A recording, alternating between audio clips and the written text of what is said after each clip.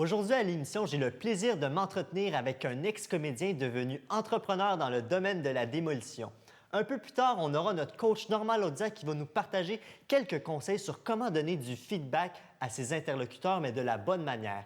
Et pour compléter l'émission, pourquoi ne pas vous recommander une conférence gratuite qui aura lieu à Laval? Bienvenue à Motivation Québec, le show. Le député Jean Roussel est fier d'être le partenaire officiel de Motivation Québec, le show.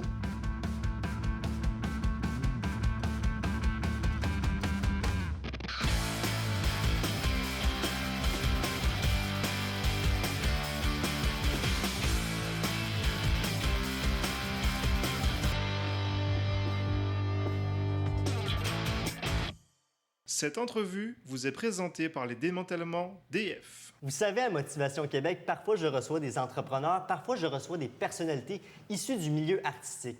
Eh bien, on peut dire que mon invité d'aujourd'hui est un mélange des deux. Ayant cumulé plus d'une vingtaine d'années d'expérience en tant que comédien dans plusieurs séries télévisées telles que Watatatao, Lancez compte et Les Filles de Caleb, il a décidé en 2006 de mettre fin à sa carrière artistique afin de devenir un entrepreneur et c'est ainsi qu'il a fondé sa compagnie intitulée Les Démantèlements DF.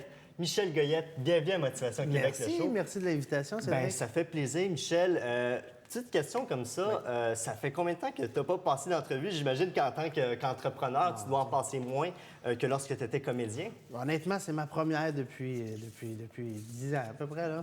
Première Quand même. entrevue. Oui, bien, la nervosité, ça se perd pas, hein, devant les caméras, là, c'est quelque chose. Ben merci beaucoup d'avoir accepté ça me mon fait plaisir, invitation. voyons. D'entrée de jeu, j'aimerais que tu expliques aux téléspectateurs, pour ceux qui ne te connaissent pas, parle-nous un peu de ton passage dans la vie artistique en tant que comédien. Tu as même été aussi dans des pièces de théâtre. Parle-nous un peu de ton cheminement. Qu'est-ce que tu as aimé, qu'est-ce que tu as moins aimé en tant que comédien? Bien, j'ai commencé très jeune. À l'époque, il n'y avait pas d'agence vraiment artistique, donc ils pigeaient dans les écoles. J'étais assez chanceux. J'ai passé une audition pour le fun. Sur 300 jeunes, j'ai été choisi. En fait, on était rendu 30 en semi-finale. Après ça, on était rendu 5 en finale et j'ai décroché le rôle.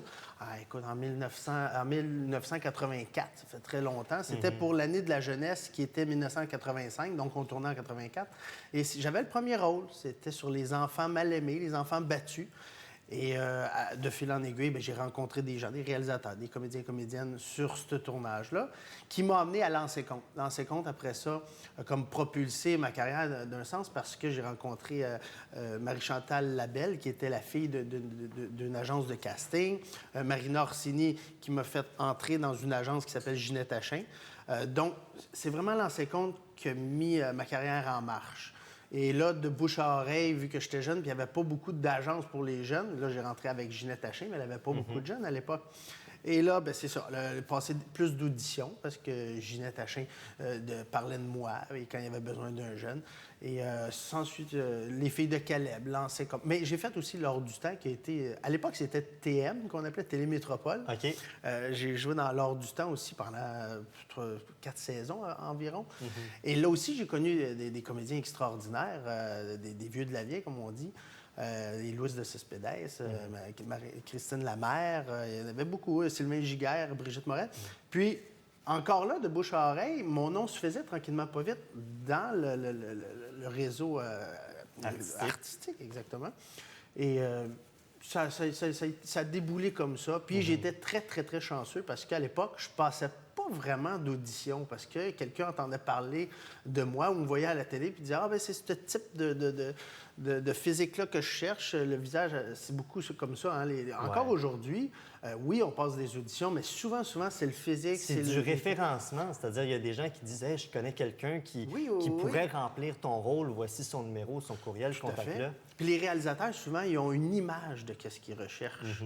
Alors, je pense, peut-être que je me trompe, mais à 50-60 souvent, c'est... Parce que pas mal tous les comédiens et comédiennes sont capables de remplir un rôle quand c'est pas le rôle principal, mais même un rôle principal. Si tu es dans une agence, tu as suivi des cours de théâtre, puis tu as une formation, puis tu es capable de te faire coacher puis de faire quelque chose de très, très bien. Donc, c'est le physique, je pense, qui prime, dans... Et comme je l'ai dit en introduction, tu as décidé de lâcher ta carrière artistique en 2006 afin de te lancer en affaires. C'est quoi que tu n'aimais pas ou que tu n'aimais C'est plus une très bonne question. dans le milieu artistique? Parce que, bon, c'est quand même changer complètement de vocation, de passer de comédien à entrepreneur. Qu'est-ce qui fait que tu n'aimais plus ça ou que tu ne voulais plus être comédien? Bien, tu touches vraiment ce qui est arrivé, c'est dans le sens qu'il y a des choses que j'aimais moins ou j'aimais plus. C'était, comme j'ai expliqué tantôt, j'ai jamais vraiment passé d'audition. J'ai été chanceux. En fait, j'étais très chanceux. Le Ouattatata a duré pendant 14 ans. Ouais. J'ai eu des films sur le grand écran, du théâtre. Parmi tout ça, j'étais très, très, très chanceux et privilégié de ma carrière. À un moment donné, c'est qu'après Ouattatata, je me suis mis à faire des auditions pour des rôles secondaires. Et ça m'a bouleversé, ça m'a ébranlé. Parce que c'était rendu que je passais une audition pour dire une ligne ou deux. Puis pour moi, je n'étais pas habitué. Je me disais, ben voyons, c'est sûr qu'une ligne, je suis capable. Là. Non, il fallait passer une audition. Puis c'est normal. C'est comme ça c'est comme ça que ça se passe. Fait que tu l'acceptes ou tu ne l'acceptes pas. Moi, j'ai été bouleversé de ça. Et j'ai eu la chance, mon père avait déjà une entreprise.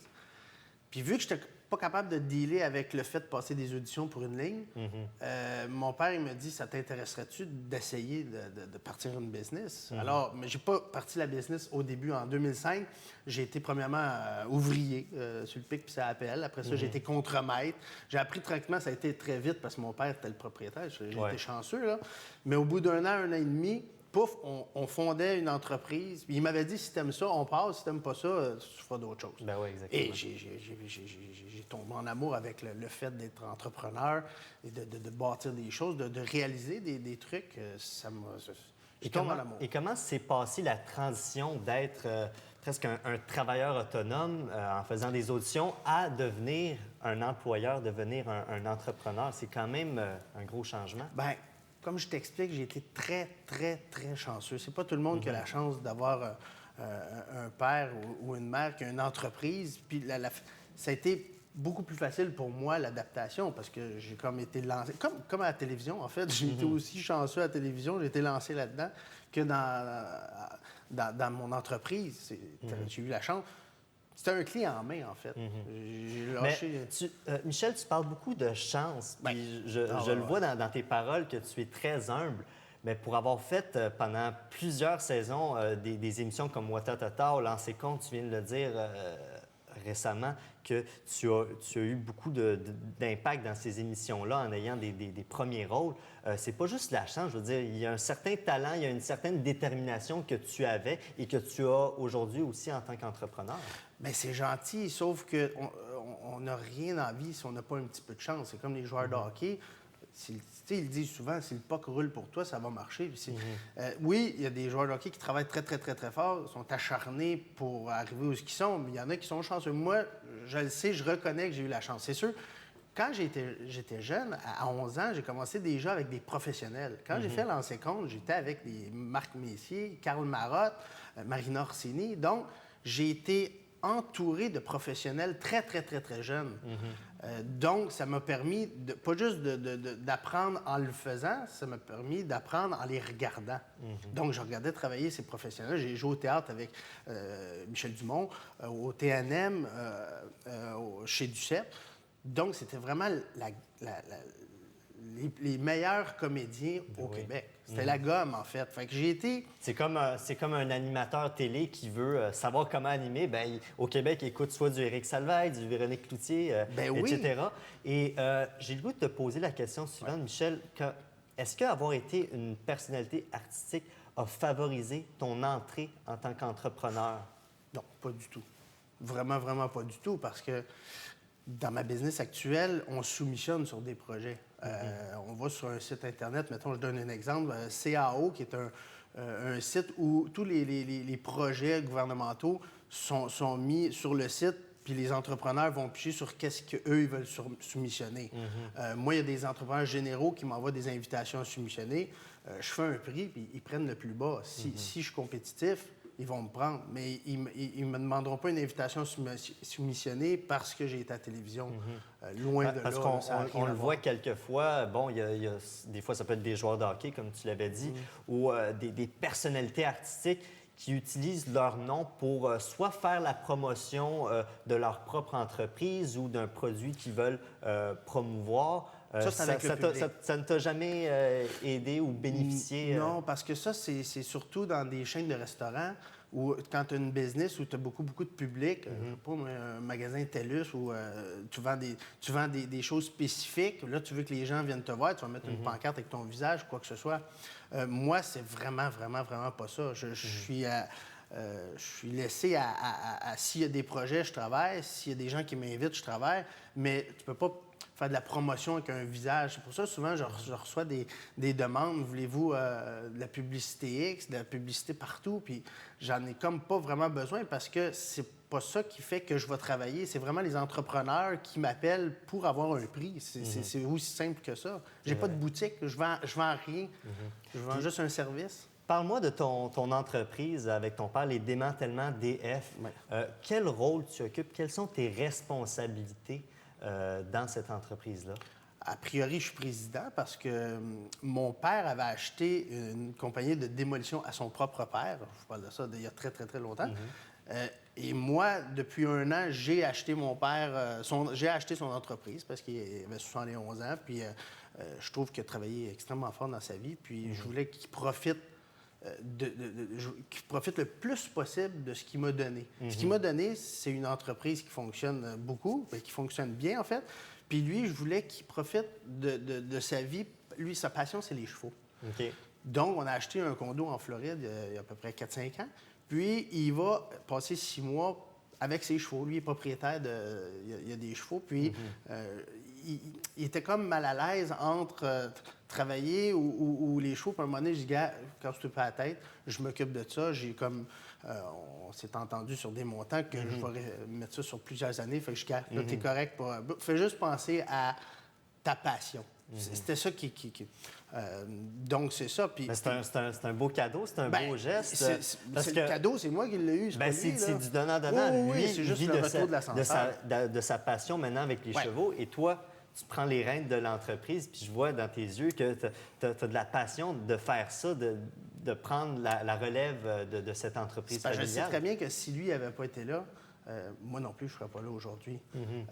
Donc, c'est comme je disais, le retour de l'ascenseur, c'est tout normal que je veuille qu'il en profite le maximum jusqu'à la fin de ses jours, en fait.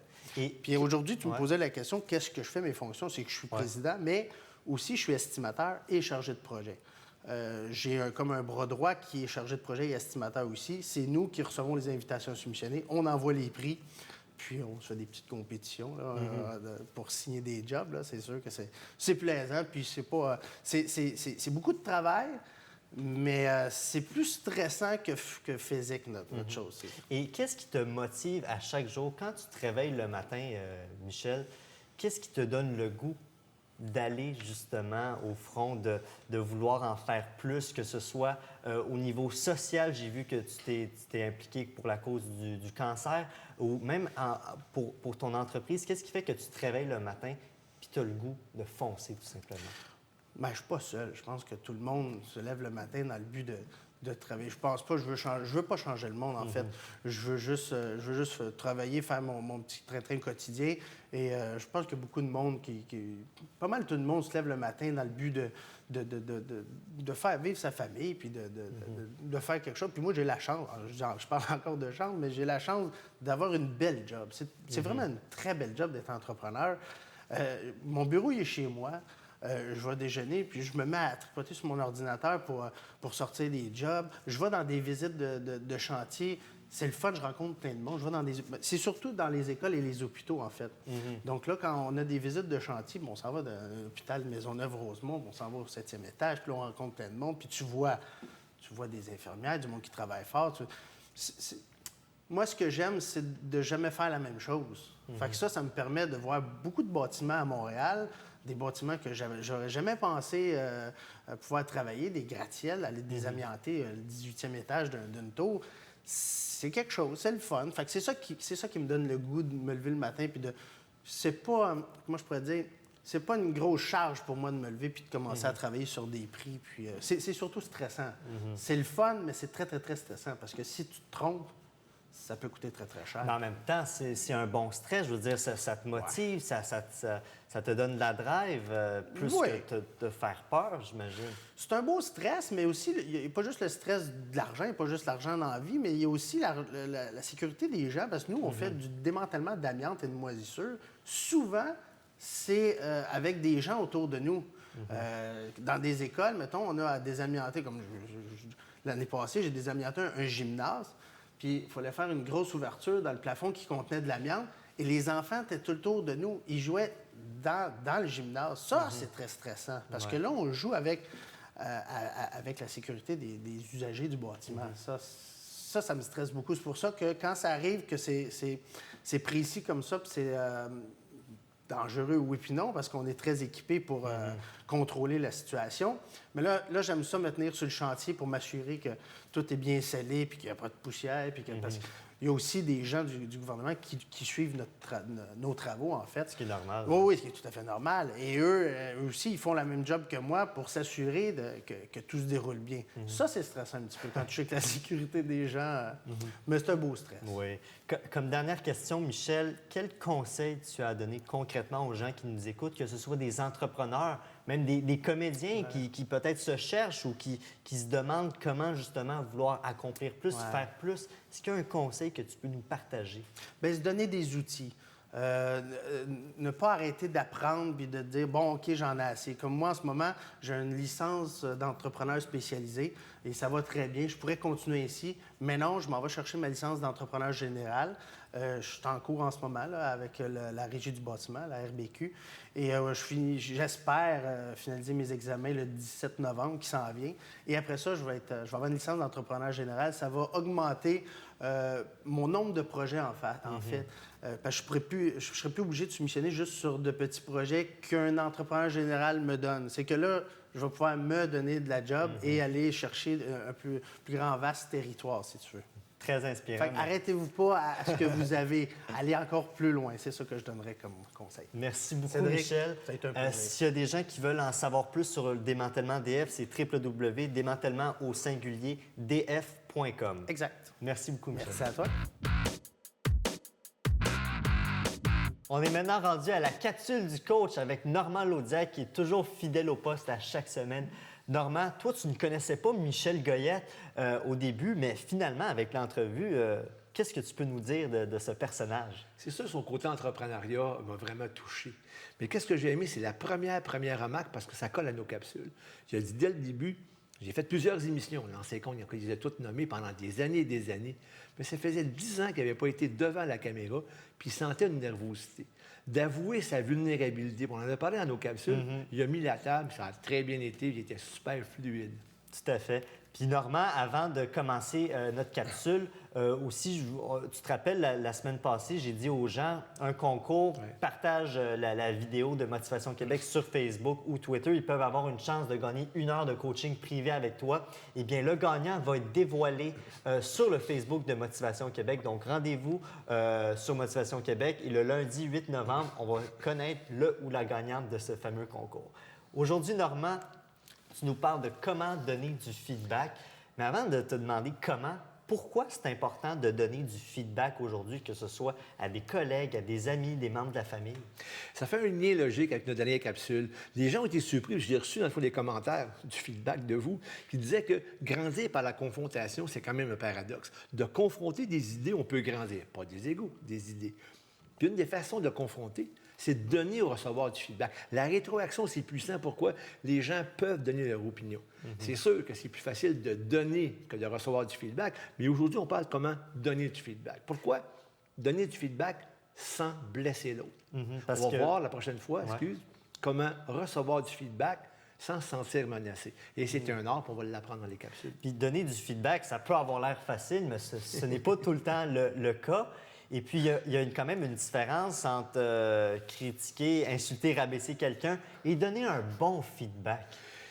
Il y a des compagnies que je coach, une sur la Rive-Nord que je pense en ce moment, puis l'individu a dit non, juste donner du feedback, là, ça change la dynamique, la culture de mon entreprise. Pourquoi? Le superviseur qui veut corriger un comportement ou un résultat, il y a vraiment des outils. On va voir les 5 outils tantôt. Comment donner. Quels sont ces outils, justement? Bien, moi, j'utilise des acronymes, tu le sais, parce que l'auditeur qui va pouvoir comprendre qu'il y a 5 A, les 5 A, comment donner du feedback, il va s'apercevoir que c'est facile à mémoriser.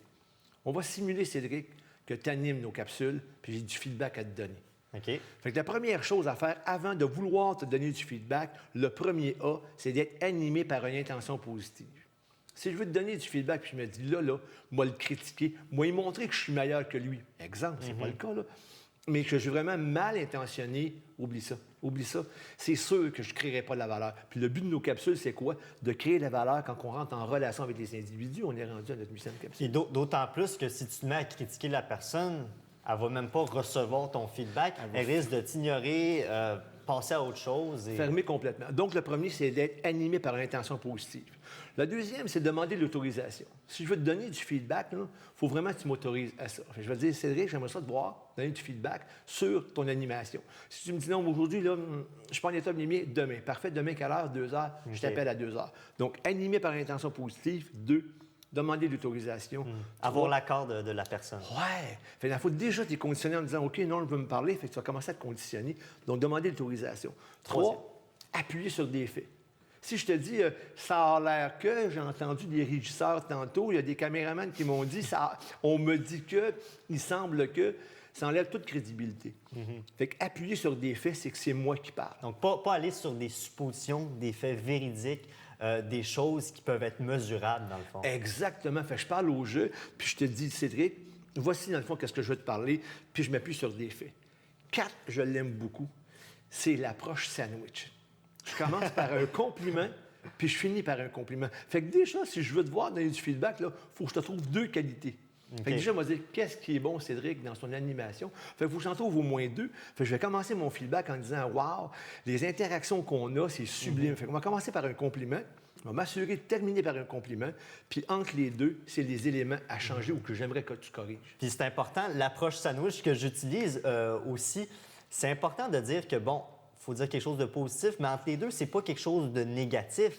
C'est une critique constructive. Donc, on y va dans le positif, dans le constructif, dans le positif. Es-tu d'accord avec ça? J'adore, Cédric, parce que c'est justement le but de toutes nos capsules. Puis les gens ont vraiment apprécié qu'il y ait du contenu substantiel. Ça va changer les relations. Fait que pour moi, c'est un compliment, des éléments constructifs, parce que je veux quoi? Je veux créer de la valeur. Et c'est là que le lien prend toute sa saveur. Je veux vraiment améliorer le contact que j'ai avec toi. 5e A. Le 5e A, c'est quoi? C'est d'apprécier le moment.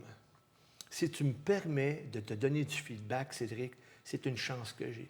Une chance, moi, de grandir, de pouvoir me préparer, d'être animé par l'intention positive, de pouvoir demander l'autorisation, appuyer sur des faits, l'approche sandwich, fait que j'apprécie le moment que tu me permets de vivre. Et c'est ça que les gens, autant en relation de conjoint-conjointe, quand on échange, quand on donne, parce que la capsule d'aujourd'hui, c'est comment donner du feedback. Quand on a la chance de donner du feedback, on va voir comment l'autre, on va le conditionner pour recevoir, là. Mais c'est une chance inouïe que les gens ne prennent pas. Et comment qu'on peut se pratiquer à donner du feedback? Parce que, bon, des fois, on a quelque chose qu'on veut vraiment signifier à notre patron ou à quelqu'un qui est important. Est-ce qu'on peut se pratiquer, je ne sais pas moi, auprès de nos amis, comment qu'on peut le faire à plus petite échelle pour justement essayer de donner du feedback d'une bonne manière? C'est vrai qu'en fin de semaine, dans le fond, je fêtais mon anniversaire, comme tu sais, et il y a eu pas mal d'activités, il y a eu pas mal d'événements. Puis il est arrivé un tout petit événement. Je me suis dit, aïe, aïe, comment faire, dans le fond, pour pouvoir parler? Puis c'est avec un de mes fils, j'ai 3 garçons, là, Mathieu, Simon puis Vincent. Puis il y avait un élément, justement, que ça avait fait un tout petit peu, ça m'a fait de quoi? Froissé, oui. Bien, j'ai appelé. Pour moi, chaque événement, et je ne laisse rien passer, je ne laisse rien accumuler. Pourquoi? La relation avec mes 3 garçons, avec ma conjointe, avec mes collaborateurs, avec nos patrons employés, c'est tellement essentiel que tu ne laisses rien accumuler. Fait que quand on va comprendre la capsule, comment donner du feedback, parce que les gens aiment ça, hein? On a tout le temps une opinion, puis hey, moi te dire comment. Mais quand on a compris que, là, je veux parler à mon patron ou à mon employé, bien, ces outils-là donnent de la confiance. Et la question que tu me poses en ce moment, dans toutes les situations qu'on a, avec les gens qu'on aime, les gens qu'on respecte, les gens qu'on veut grandir, on va se conditionner en disant, oups, qu'est-ce que la capsule de Cédric Normand disait? Animé par l'intention positive, demander l'autorisation, appuyer sur des faits, l'approche sandwich, puis de dire merci à la fin. Puis plus qu'on va l'appliquer, ça va devenir un naturel. Moi, je n'y pense même pas. J'arrive à quelque part, puis je suis en gratitude. Et c'est là, justement, qu'on grandit, qu'on est des meilleures personnes. Puis c'est le but de nos capsules. Merci, Normand. C'est maintenant la fin de l'émission, mais avant de vous laisser, je vous avais promis de vous recommander une conférence. Et celle-ci aura lieu le 17 novembre prochain. Notez bien l'heure à 19h au Congrès Palace de Laval.